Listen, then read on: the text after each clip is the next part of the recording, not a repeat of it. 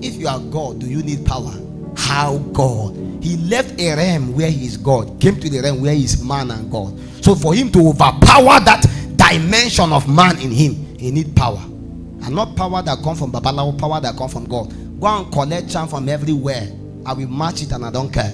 There was a time I got so angry, went to a village, and we were doing a crusade there for a while, and I saw entire people farm. I saw them putting charm in their farm. I say, if there are thieves in this village, I'm about to break their charm. I was removing all the charm. I will enter your farm so long as I see you tie one charm. I will break the charm. Let thief come and steal. I have to show you that your charm is useless. The charm have to fail for God to prevail.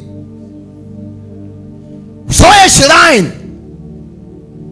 I remember Kogi state is one of the states that has terrible people that serve terrible idols. If you are in Kogi, you need serious prayer to rise. And when you rise, if you remain there rising, there will be a trouble. Sometimes they have to escape. There is a warfare. There is Kogi and Benin, there is a connection between them with witchcraft and all of those things. Especially all those Dekina kingdom, Etutepe, Yali. You go there and you'll be shocked and surprised how men never rise. There is a mixture of tradition and religion. There's a mixture of all kinds. They believe you can be a Muslim serving idol, you can be a Christian serving idol. It's like some of those Asian people in Taraba. Very terrible set of people. When there saw all kinds of shrine, the first thing I did was to go to every shrine and break it. Just show me one, I'll break it. See, let me tell you the truth. If you are not sure of the power of God that you carry, one day they will test you. And when they test you, you will die. So you better start testing it now. You are running away from your village. One day your village will come to you. So if you have your way, take the battle to the gate of the enemy. If you are still running away, it means your strength is small. So when we say pray, pray seriously. Because what you are running away from, one day it will come to you and you will die. So I'm just trying to let you understand that if you fail in the days of battle, it's because your strength is small. The angel appear and say, we have discussed about you in heaven. Oh prophet, I know you are a prophet, but eat and drink. This journey is great. It's a warning because you will die. He thought it was a joke. After a while, didn't he run away? My friends, now is the time to prepare for battle. You don't prepare for battle in the midst of battle. If it is battle, it will come. Even in the economy, they say we should prepare for recession because it will always come. Do you know why? You can't avoid it. It's those that refuse to prepare that perish. Israel rejected somebody. They sold the person as a slave. He went to Egypt and helped Egypt to salvage a nation.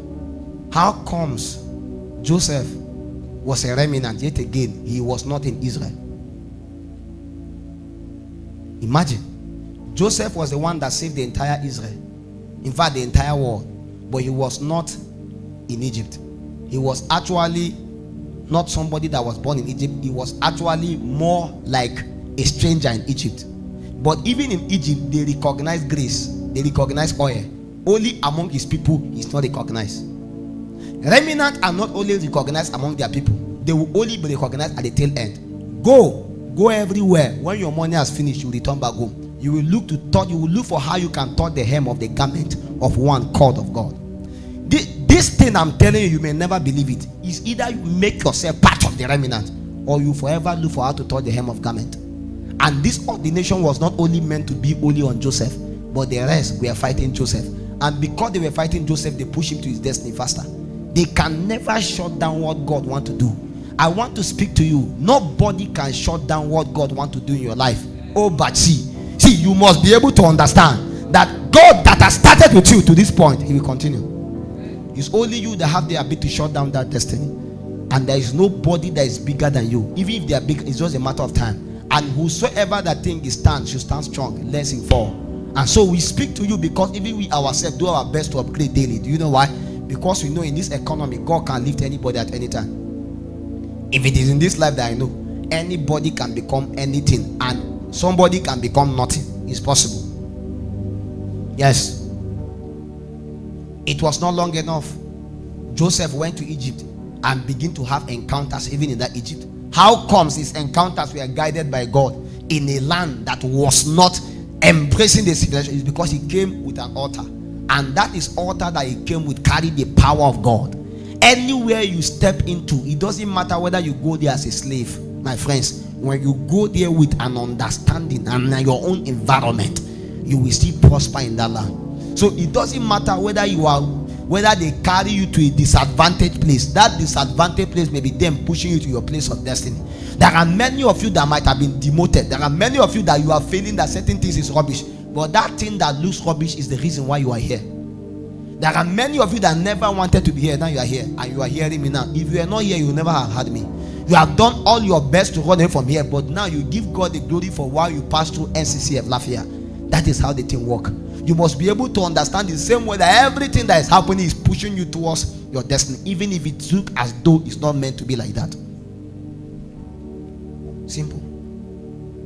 At the tail end, Joseph came with his wisdom, and the king was so humble enough to recognize that we should not take this thing for granted. There's going to be 7 years of famine, 7 years of abundance. You now say, can we make a lot of barns so that we can save goods for the days of famine? My friends, how comes our kings have not known how to salvage Nigeria to this time? Everything was not supposed to go haywire like that. A time came in Nigeria, it's as though the economy was out of the bus and it was driving itself, as if there was no driver driving anything. Even an average person can know that how they could have done this, they could have, because it became the thing was bigger than everybody.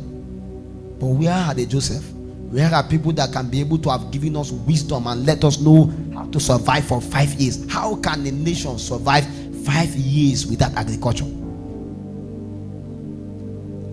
And their own was even more than that. 7 years. Our own is 4 years, right? After 4 years, before we are going to change.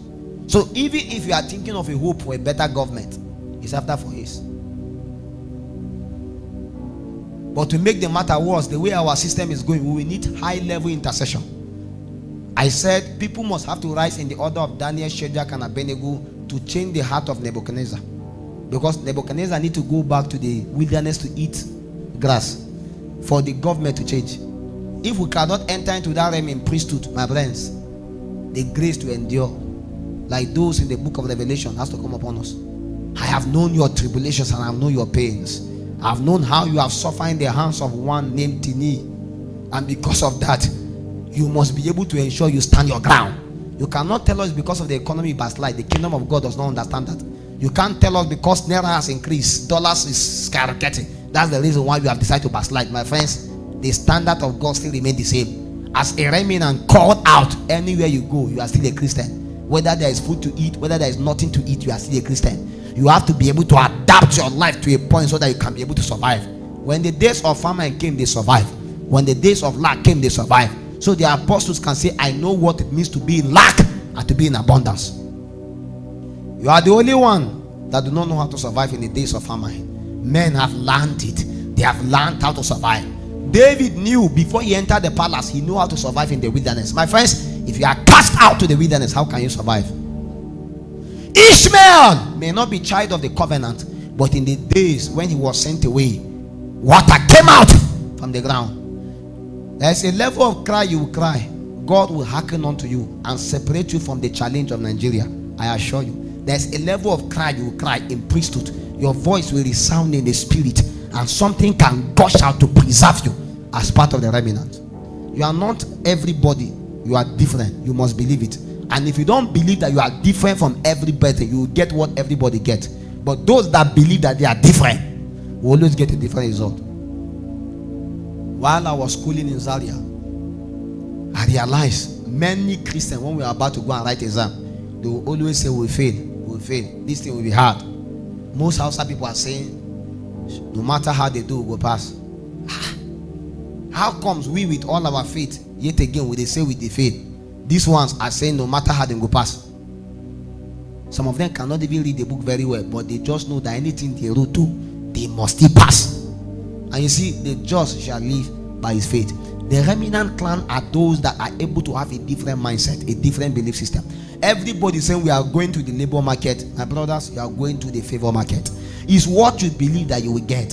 See, if you say the economy is hard, it will be hard. I assure you.